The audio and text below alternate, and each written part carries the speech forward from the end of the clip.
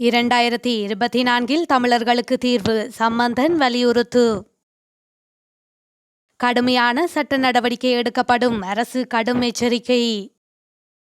புலம்பெயர் நாடுகளிலிருந்து பணம் அனுப்பும் உறவினர்களுக்கு காத்திருக்கும் புதிய சிக்கல்.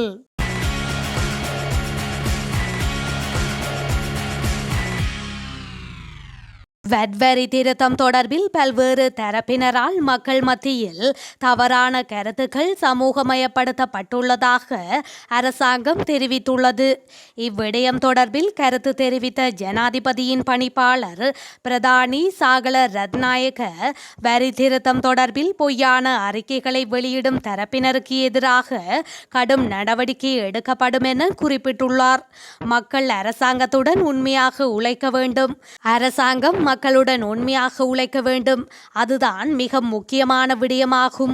அரசியல் பேதங்களை தாண்டி நாட்டை முன்னேற்றும் வகையில் அரசாங்கத்துடன் இணைந்து பயணிப்பதே சிறந்த பயணமாகும்.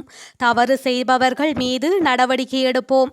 வெற்றென்ற போர்வையில் வேலை செய்பவர்கள் சில நேரங்களில் இல்லாத அரக்கனை உருவாக்கி மக்களை தூண்டிவிட்டு குழப்பம் விளைவிப்பவர்களுக்கு எதிராக கடுமையான முடிவெடுத்து சட்டத்திற்கு உட்பட்டு நடவடிக்கை எடுக்கப்படும் என அவர் மேலும் தெரிவித்துள்ளார். 2024 ஆண்டு தமிழர்களாகிய எமக்கு தீர்க்கமான முடிவுகளை எடுக்கக்கூடிய ஆண்டாக இருக்கும் என்று நம்புகின்றோம் என தமிழ் தேசிய கூட்டமைப்பின் தலைவர் சம்பந்தன் தெரிவித்துள்ளார்.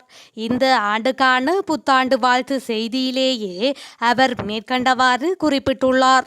அவர் மேலும் கூறுகையில், மலர்ந்துள்ள 2024 ஆண்டானது இன மத கட்சி வேறுபாடின்றி நாட்டு மக்களுக்கு சமாதானம், மகிழ்ச்சி, சுபீட்சம் மிக்கதாக அமைய வேண்டும். அத்துடன் இந்த ஆண்டு தமிழ் மக்களுக்கு நம்பிக்கையையும் எதிர்பார்ப்பையும் கொண்டு வருகின்ற ஆண்டாக திகழ வேண்டும். இந்த புதிய ஆண்டிலாவது புதிய அரசமைப்பின் ஊடாக தீர்வு காணப்பட வேண்டும். ஆட்சியில் எந்த அரசு இருந்தாலும் இந்த விடயத்தில் உரிய கவனம் செலுத்த வேண்டும். இல்லையேல் தமிழர்களாகிய நாம் தீர்க்கமான முடிவுகளை இந்த ஆண்டில் எடுப்போம். அனைவருக்கும் எனது இனிய புதுவருட வாழ்த்துக்கள் என அவர் மேலும் தெரிவித்துள்ளார். கடந்த ஆண்டில் அனைத்துலக அரசுகள் சிலவற்றின் அரவணைப்புடன் இமாலய பிரகடனம் என்ற பெயரில் இடம்பெற்றது அரசியல் பித்தலாட்டமே என நாடு கடந்த தமிழீழ அரசாங்கத்தின் பிரதமர் விஸ்வநாதன் ருத்ரகுமாரன் தெரிவித்துள்ளார்.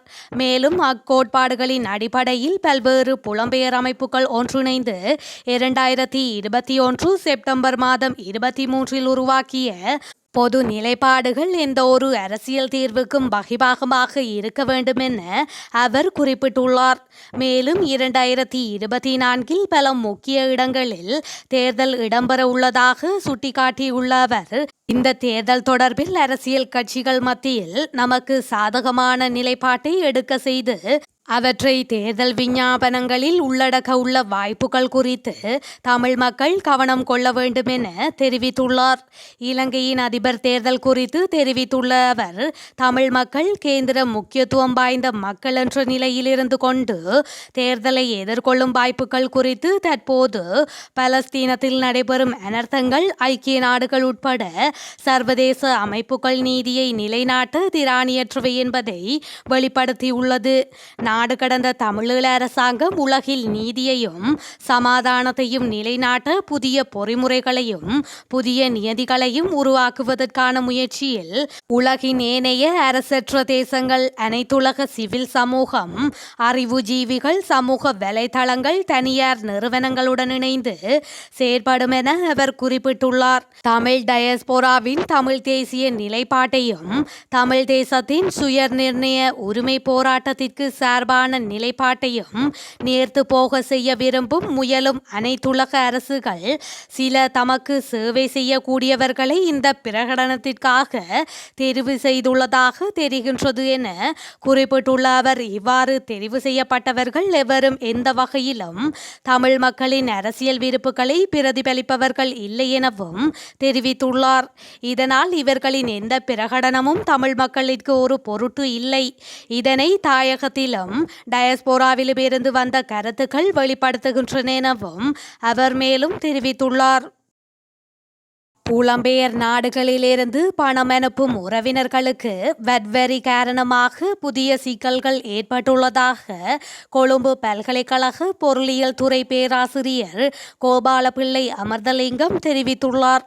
ஜனவரி 1ஆம் திகதி முதல் அதிகரிக்கப்பட உள்ள வரி தொடர்பில் ஊடக நிகழ்ச்சியில் கலந்து கொண்டு கருத்து தெரிவிக்கும் போதே அவர் இந்த விடயத்தை கூறியுள்ளார். அரசாங்கத்தின் வரியானது நிலையான வைப்பில் வைத்திருப்போர் அதனை மீளப்பெறும் போது தற்போதும் நடைமுறையில் உள்ள பிடித்து வைத்திருத்தல் வரியை அதிகரிப்பதாக இதுவரை அரசாங்கம் அறிவிக்கவில்லை எனவும் கூறியுள்ளார். குறிப்பாக 18% வரியை இந்த வைப்புகளுக்கு அறவிட உள்ளதாக நிதியமைச்சு அறிவிக்கும் பட்சத்தில் அவை பொருளாதாரத்தில் பேரழிவை ஏற்படுத்தும் என்றும் குறிப்பிட்டுள்ளார். ஸ்ரீலங்கா பொதுஜன பெரமுனவின் நாடாளுமன்ற உறுப்பினரான ஷான் விஜயலால் டி சில்வா ஐக்கிய மக்கள் சக்தி கட்சியில் இணைந்துள்ளதாக ஐக்கிய மக்கள் சக்தியின் தேசிய அமைப்பாளர் திச அத்தநாயக்க அறிவித்துள்ளார். அவரது கூற்றுப்படி இன்றைய தினம் அவர் உத்தியோகபூர்வமாக எதிர்க்கட்சி தலைவர் சஜித் பிரேமதாசவை சந்தித்து ஐக்கிய மக்கள் சக்தியில் இணைந்து கொண்டார்.